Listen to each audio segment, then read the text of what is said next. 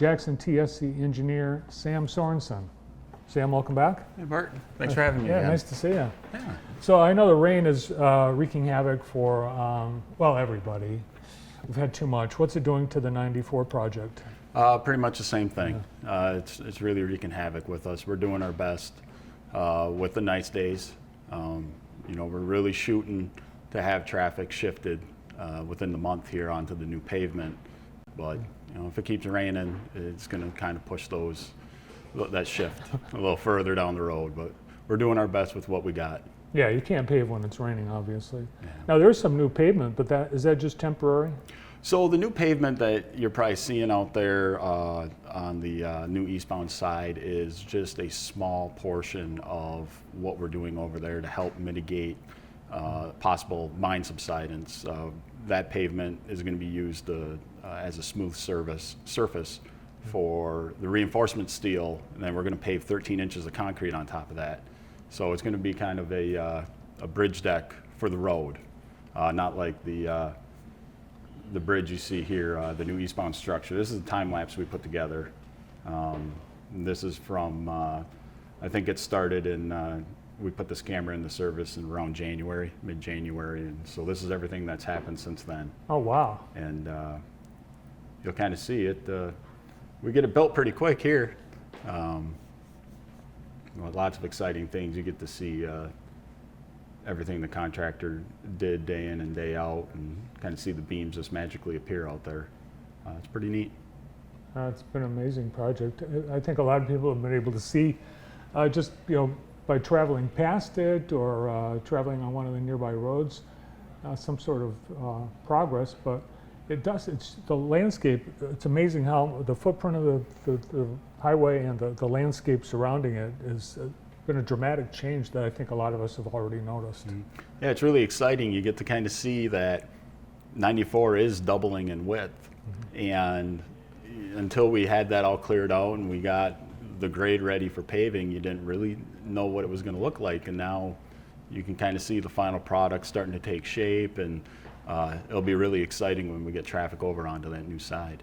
This past week, you closed the eastbound I-94 Elm Road exit, mm-hmm. which for eastbound travelers, I think that was 2 consecutive exits that they couldn't access. Mm-hmm. So a little bit of a detour for people coming into the community.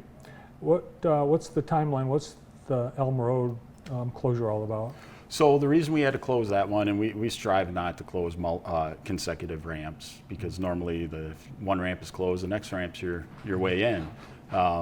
We set that up for about a 45 day closure, and the reason being we need to bring the new I-94 back in to the old I-94. And in order to do that safely, we have to close that ramp so the contractor can come in there and get the new pavement tied into the old pavement. Hopefully here, when we get traffic shifted in the next 3 to 4 weeks, okay. We'll get that ramp back open. And that's how I get to work some days too, so it impacts me. Yeah, and it's been, with the rain and just regular construction projects, unforeseen things, they pop up. Yeah. Right? Yep. Yeah.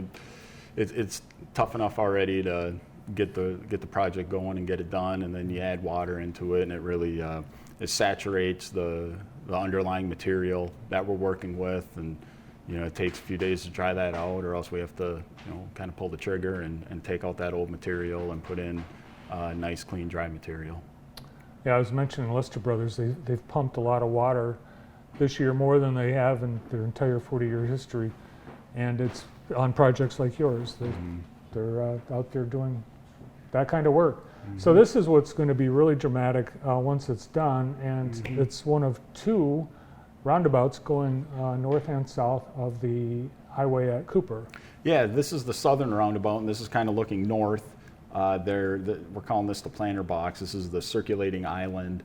One of the previous renderings I shared with you kind of showed it's going to have Jackson emblazoned on it, and it's going to have decorative concrete.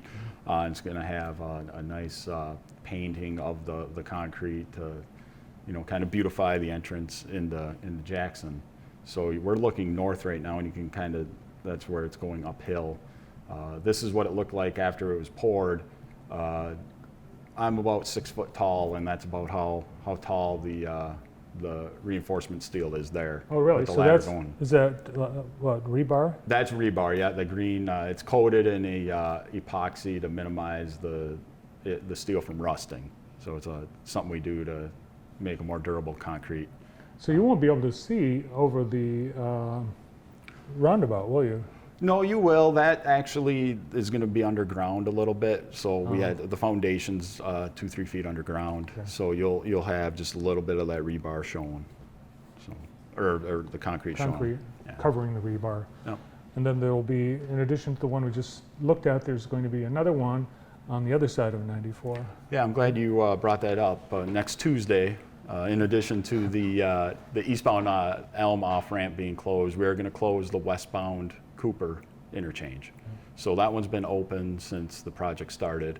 And starting next Tuesday morning, we are going to close that so we can start reconstructing those ramps and start working on the northern roundabout.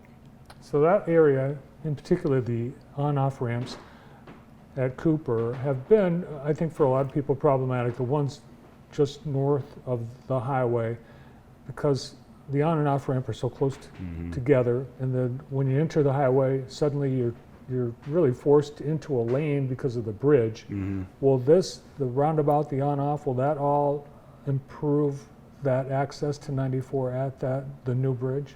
Yeah, so on the north side for the westbound ramps, they're basically going back where they are today.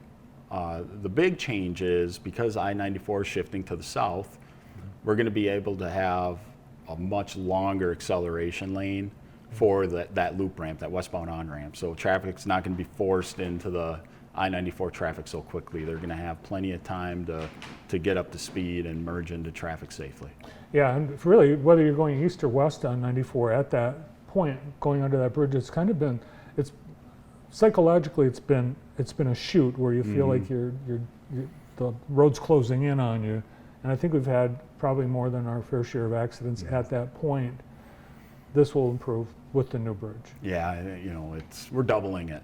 The existing, that little chute you're talking about, that's westbound of the future. And eastbound, we're building 75 feet to the south, give or take. And that it's going to be just as wide as it is today. So, and we're building it for the future I-94. The future I-94 is going to have 3 through lanes with a merge weave lane. We're not going to have that right now because we have other pinch points throughout the corridor, but we built it in preparation for that. And hopefully in 2-3 years, when we get done with the Lansing and Elm projects, we'll be able to have 3 lanes between 127 and 127, which is going to be awesome. I know when 127 South was built, there was talk, and this is going back decades, that 127 North and South would combine instead of jagging onto 94 and essentially going adjacent to prison property to pick up north of Jackson. Is that anything that's ever been mulled for future? Not in my time. That's where, when we start looking at the amount of traffic on I-94 between the 127s, we're accommodating that 127 traffic with I-94 designs. So you won't necessarily need to combine the 127s. You can leave it the way it is and just build out I-94 to accommodate that traffic. How has traffic grown on 94 through Jackson? It's, each year it seems to get higher and higher. We usually anticipate 1 to 3% additional traffic. The big thing on I-94 through here is it's a huge commercial corridor between Detroit and Chicago.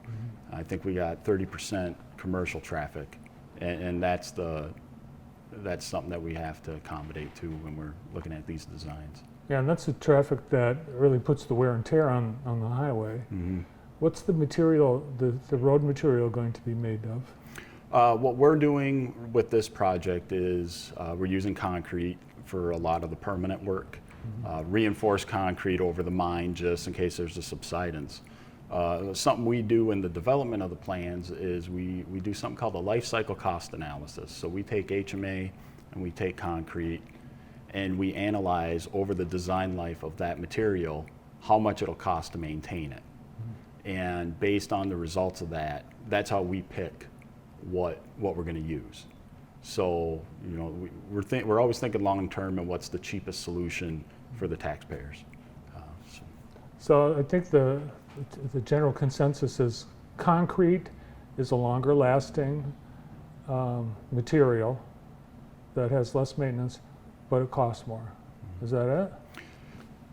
It depends on how you look at it. You know, I think there's a time and a place for HMA or hot mix asphalt, and there's a time and a place for concrete. And we always strive to pick the best solution for the question we're being asked. What's the life cycle of this, all the work you're doing now?